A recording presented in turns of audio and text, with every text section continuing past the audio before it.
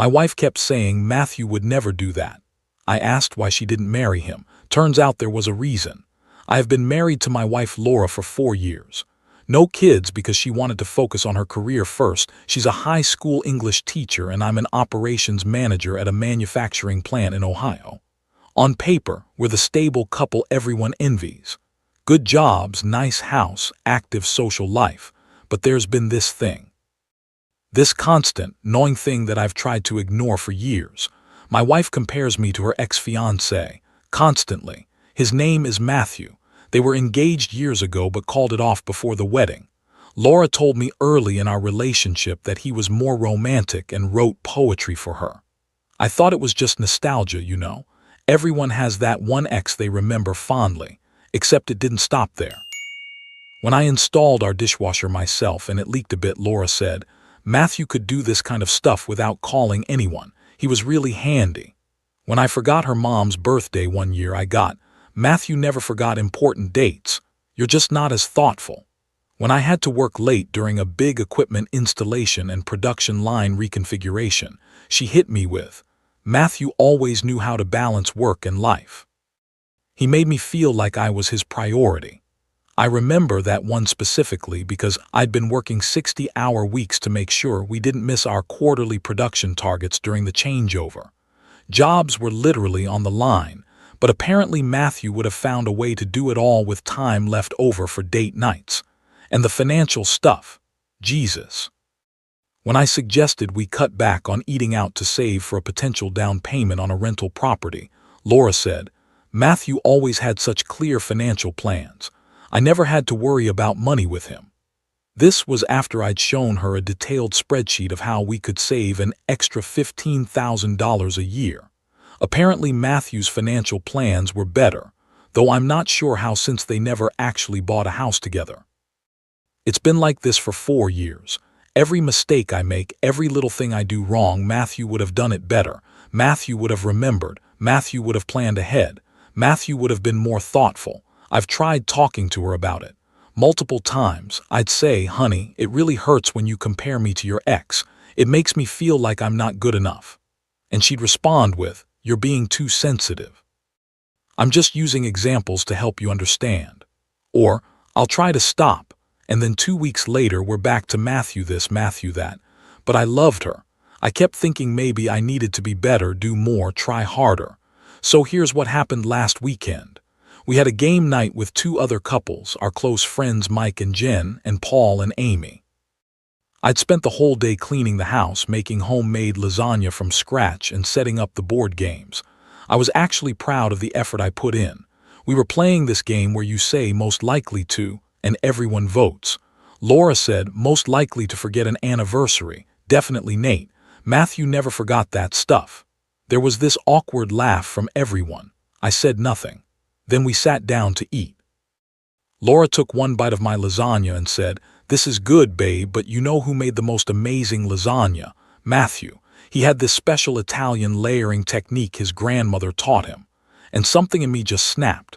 I put down my fork and said, why didn't you marry him then? The table went silent. Laura stared at me. What? I said louder.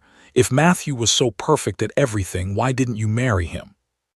Why am I the one sitting here listening to how I'll never measure up? She started. Nate, that's not, I cut her off.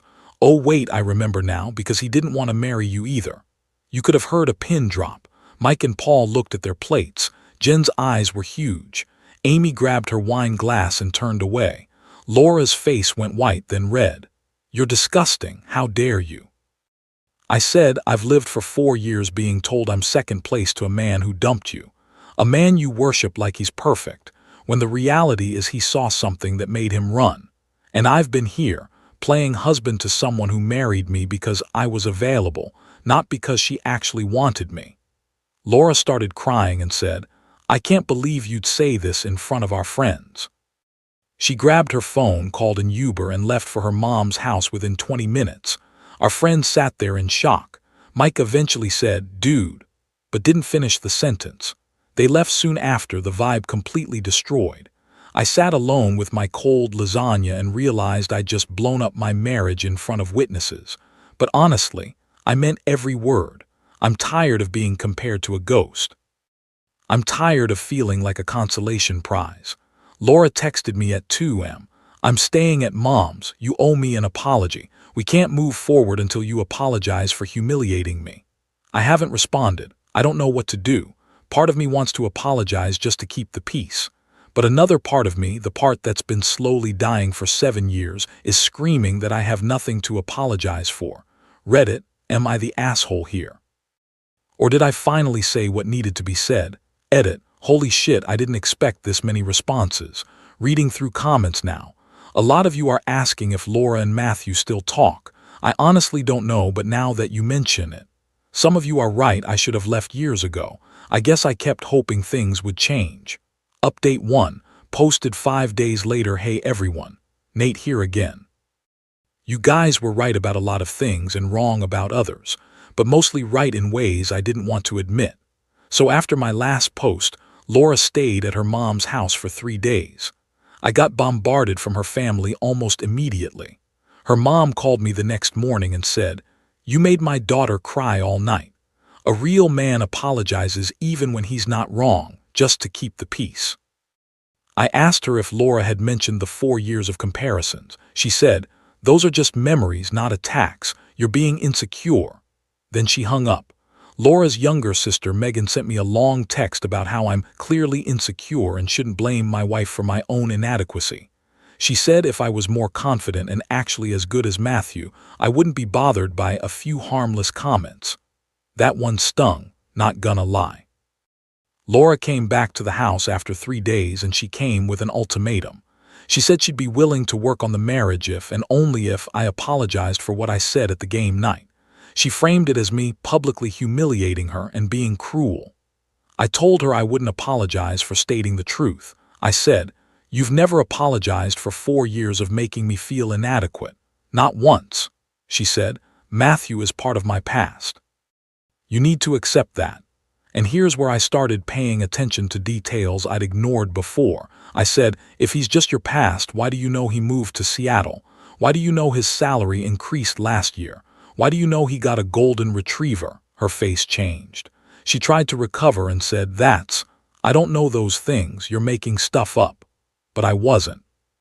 She'd mentioned all of those things over the past year in various contexts. I asked directly, "Are you still in contact with Matthew?" She deflected.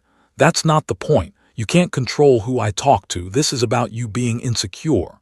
We argued for another hour. She wouldn't give me a straight answer. She kept saying I was being controlling and paranoid, and that I was looking for reasons to be angry. She left again that night. Said she needed space from my toxic behavior. That was a week ago. And then yesterday I got a Facebook message that changed everything. A woman named Qley messaged me, "Hi, are you Laura's husband? I'm Matthew's fiancé. We need to talk." My stomach dropped. I agreed to a phone call. Qley told me she'd noticed Laura frequently commenting on and reacting to Matthew's Facebook posts. She thought it was weird but didn't say anything at first.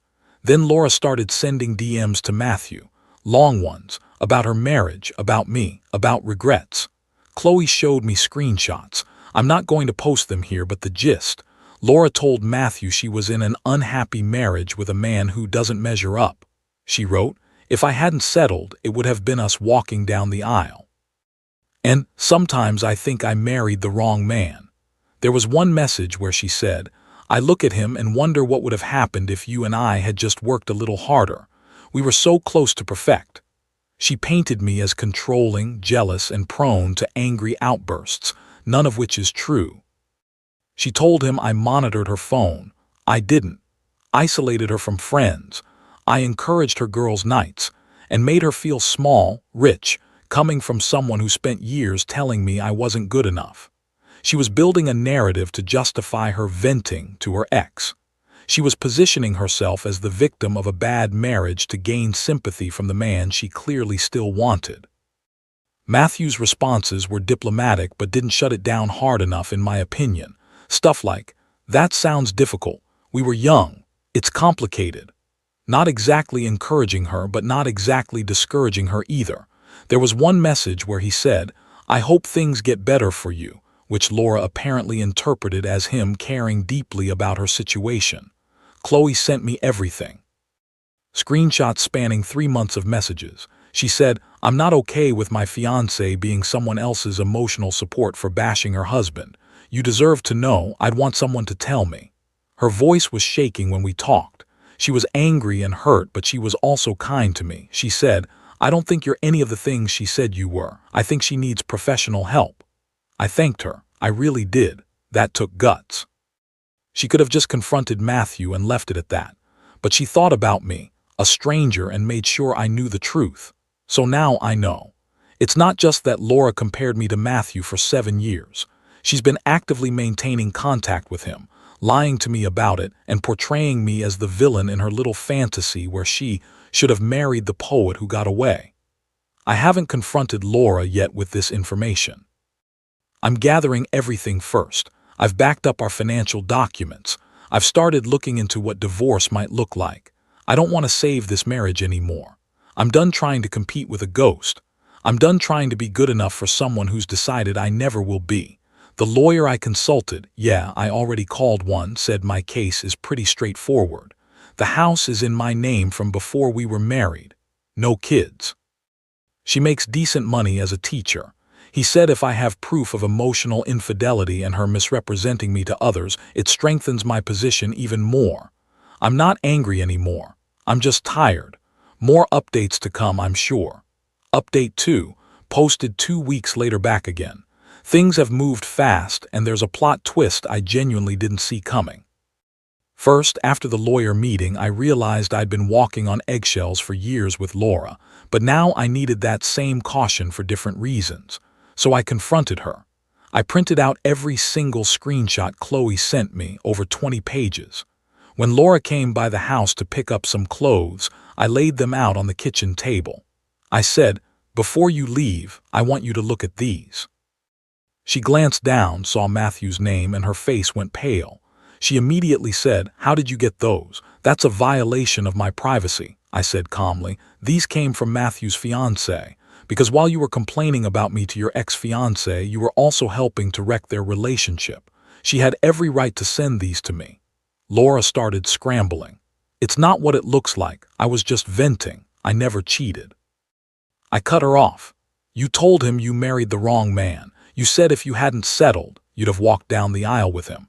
You painted me as controlling and abusive when I've never raised my hand or my voice to you before last week. You made me the villain so you could be the tragic heroine in your little fantasy with Matthew." She tried the tears. "I made mistakes. I just needed someone to talk to, someone who understood me." "Someone who understood you." I was shaking now, but keeping my voice level. "You had a husband. I was right here, Laura. But I was never going to be enough because you were in love with an idea, not a person." She shifted tactics. "So what, you're going to divorce me over some messages? I never slept with him. I never even met up with him in person." "This is an overreaction," I said. "You emotionally checked out of this marriage years ago. Maybe from the very start. You've been lying to me about being in contact with him. You've been lying to him about who I am. The only person you're honest with is yourself, and even then I'm not sure. I'm done. I've filed for divorce." That's when she got angry, really angry. She started yelling about how I can't handle a woman with a past, how I'm throwing away 4 years over insecurity, how she deserves better than this. I just stood there and let her rage. When she was done, I said, "You're right. You do deserve better. You deserve someone who lives up to your impossible standards. Unfortunately, that person doesn't exist, and I deserve someone who actually wants to be married to me, so this works out for everyone." She grabbed her stuff and left. Slammed the door so hard a picture frame fell off the wall. But here's the twist I mentioned. The next day I got a phone call from a number I didn't recognize. Seattle area code. I answered and a man's voice said, "Nate, this is Matthew." I almost hung up, but curiosity got the better of me. He said, "Look, I know this is weird.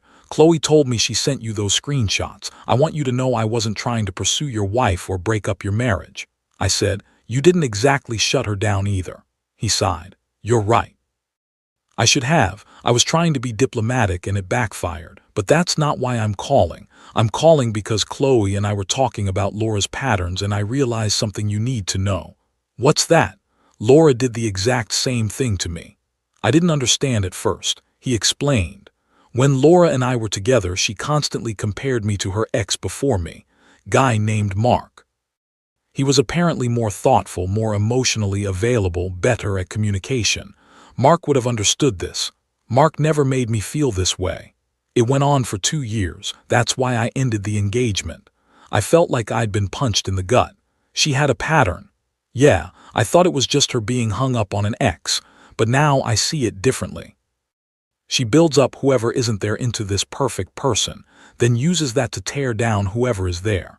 I don't think she'll ever be happy because she's always going to be chasing the version of someone that only exists in her head. Matthew continued, I should have warned you when you two got together, but honestly, I thought she'd changed. I wanted to believe people grow, and I was so relieved to be out of it that I just moved on. I'm sorry you went through this. I thanked him. We talked for another few minutes. He told me that Qley had been incredible through all this, that they were working through it, but it had definitely shaken their relationship. He said he'd blocked Laura completely now and wouldn't be responding to any further contact. After we hung up, I just sat there. I wasn't competing with Matthew. Matthew had lost the same competition with Mark. And whoever Laura dates next will lose to me. I'll become the romanticized ex she uses to torture them. The social fallout has started too. Qley, bless her, posted in a mutual friend group. Laura and Matthew share some overlap from their time together, about people who stay hung up on exes while trying to move forward. She didn't name names, but enough people could read between the lines. Combined with our friends from game night talking, people are starting to see the pattern. Mike checked in on me yesterday. He said, Jen and I talked and we realized Laura pulled that comparison thing all the time. We just thought it was her personality. We didn't realize how much it was hurting you. I'm sorry we didn't say something sooner. I told him not to worry about it. How would they have known? I'd hidden it well. Laura's family is still defending her, saying I'm abandoning her when she needs support. Her sister Megan actually called me to say I'm proving Laura right by being controlling and vindictive with the divorce. I didn't engage. My lawyer said not to. The divorce should be finalized in about 6 to 9 months depending on how cooperative Laura is. My lawyer thinks she'll drag it out to try to punish me, but we'll see. For now, I'm just focusing on work, hitting the gym, and spending time with friends who actually respect me. I feel lighter somehow, like I've been carrying a weight for 4 years and I finally put it down. I'll update again when the divorce is final or if anything major happens. Final update. Posted 4 months later, final update from me, and honestly I'm posting this more for closure than anything else. The divorce was finalized last week. Faster than expected because Laura's lawyer advised her to accept the settlement rather than drag it out. Here's how it broke down. House stays with me. It was mine before marriage, never added her to the deed. Split some retirement account growth from the marriage period, but I kept the majority. No long-term alimony, just 6 months of transitional support since she has a full-time job. She kept her car and personal belongings, I kept mine. Laura was shocked. She genuinely believed she'd get half the house and longer support. Her lawyer must have explained how these things actually work. When my lawyer told me she'd accepted, he said she seemed surprised things didn't work out like they do in movies. But here's where things got interesting and honestly kind of insulting. 3 days after the divorce was signed, Laura sent me an email, a long one. She wrote about how she'd started therapy and realized Matthew was just the past and that I was the good man all along. She said we could potentially reconcile in the future and that she finally understood what she'd lost. But it was the specific praise that really got me. The email was full of things like, I never appreciated how stable and reliable you were. That's so rare to find. You were always such a hard worker and provider. I took that for granted. Your practical skills and problem solving, those are what matter in a real marriage, not romantic poetry. The way you handled finances responsibly was actually incredibly mature. I see that now. I sat there reading this and couldn't help but laugh bitterly. For 4 years, she'd told me I wasn't romantic enough, wasn't exciting enough, wasn't thoughtful enough. She'd compared my practical approach to life to Matthew's passion. She'd mocked my financial planning as boring compared to Matthew's spontaneity. She'd made me feel like stability and reliability were character flaws, not strengths. And now, after she realized she wasn't getting half my house, after she found out she'd have to support herself, after she saw that her emotional affair and lies didn't win her sympathy in court, suddenly all those things she'd spent years criticizing were exactly what made me the good man all along. The timing was so transparent it was almost funny. She just found out she was getting minimal alimony and no house. Within 72 hours, I went from not as good as Matthew to the one who got away. The email ended with, "I know I made mistakes, but I think with therapy we could rebuild something even stronger. You were always the right choice, I just couldn't see it. Can we meet for coffee to talk?" I read it twice. Then I replied with one sentence. "I hope therapy helps you stop repeating this pattern with your next partner. But for me, you're the past now." I haven't heard from her since that reply. Matthew and Qley got married last month. Qley sent me an email, just a brief one, thanking me for not blaming Matthew and saying they'd both blocked Laura permanently. She said the whole experience actually strengthened their relationship because they had to work through trust issues together. I'm genuinely happy for them. As for Laura, I heard through mutual friends that she moved into an apartment with a roommate. She's been trying to control the narrative, telling people I was too insecure to handle her having a past. But enough people know the full story now that it's not working. Even her mom called me once, not to apologize, but to say she was exhausted by the drama. Her sister Megan stopped texting me angry messages after Qley's post made the rounds and more context came out.